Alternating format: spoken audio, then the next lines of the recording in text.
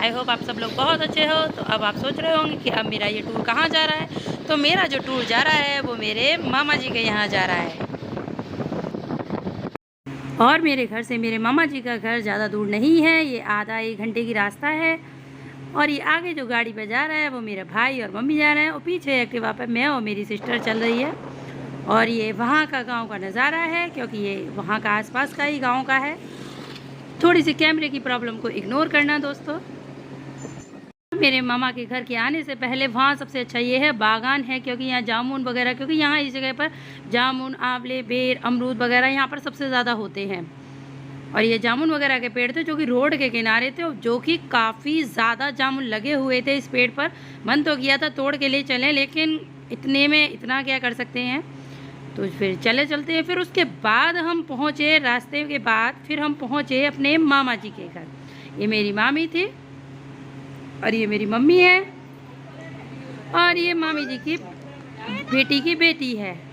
और ये फिर उसके बाद हमारी बातों का सिलसिला शुरू हुआ, और वो भी कुछ इस तरीके से शुरू हुआ जिसका कभी एंड नहीं था। और फिर बातों का सिलसिला कुछ इस तरीके से शुरू होता गया, शाम कब हो गई पता ही नहीं चला था। उसमें आपस में सब की एक बात रहती है कि जिस काम के लिए जाते हैं वो काम तो कभी होता नहीं है। बस ये है पड़ोस की, गली की, मोहल्ले की, गांव की सारी बातें इस तरीके से निकल कर आती है, कुछ पता नहीं।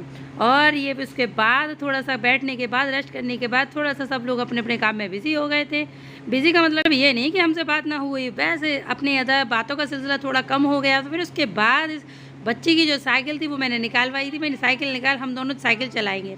फिर उसके बाद शाम हो गई। शाम होते होते हम सब लोग छत पर गए थे, क्योंकि छत पर थोड़ी सी हवा चल रही थी, उसका आनंद लेने के लिए। क्योंकि मेरे मामा के गाँव में बंदर सबसे ज़्यादा हैं, अब थोड़े बहुत कम हो गए हैं, कम नहीं कह सकते लेकिन उतने ही हैं, पर हैं बंदर।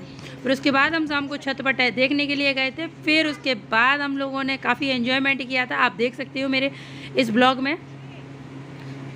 हमारा मस्ती का सिलसिला जो होता है वो कभी ख़त्म नहीं होता। जब एक बार शुरू हो जाए फिर तो धमा चौकड़ी इस तरीके से बनती है जिसका कोई एंड ही नहीं होता, जाते जाते भी शुरू होती रहती है हमारी।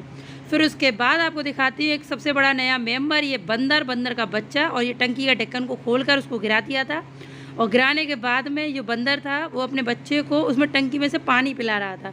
ये मैंने कैप्चर कर लिया क्योंकि ये मूवमेंट मुझे बहुत ज़्यादा अच्छा लगा था। फिर उसके बाद जो मामा, ये देखो ये बंदर कितने सारे थे। और फिर उसके बाद ये था कि हम लोगों ने पतंग भी उड़ाई थी, क्योंकि जो मेरे मामा जी की बेटी की जो बेटी है, ये छोटी वाली, इसको पतंग उड़ाने का बहुत शौक़ है, बेचारी उड़ा नहीं पाती है। तो इसने बोला था मेरे भाई से कि मामा पतंग उड़ा दो, मैं भी उड़ाऊंगी पतंग को। तो इस वजह से वो उड़ा रहा था पतंग को, उसने भी इस पल को एंजॉयमेंट किया और हम लोगों ने भी।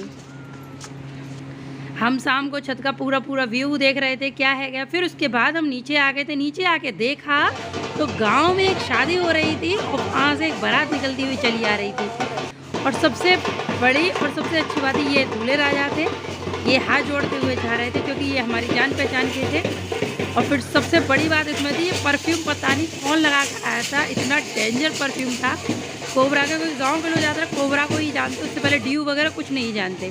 फिर उसके बाद मामा जी ने, और ये आए हैं हमारे मामा के यहाँ से जामुन।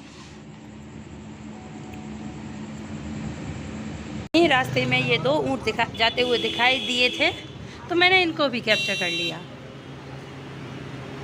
करती हूँ आपको मेरा ये ब्लॉग पसंद आया होगा। तब अगर आप मेरे चैनल पर नए हो तो प्लीज़ सब्सक्राइब करिएगा, लाइक करिए, बेल आइकन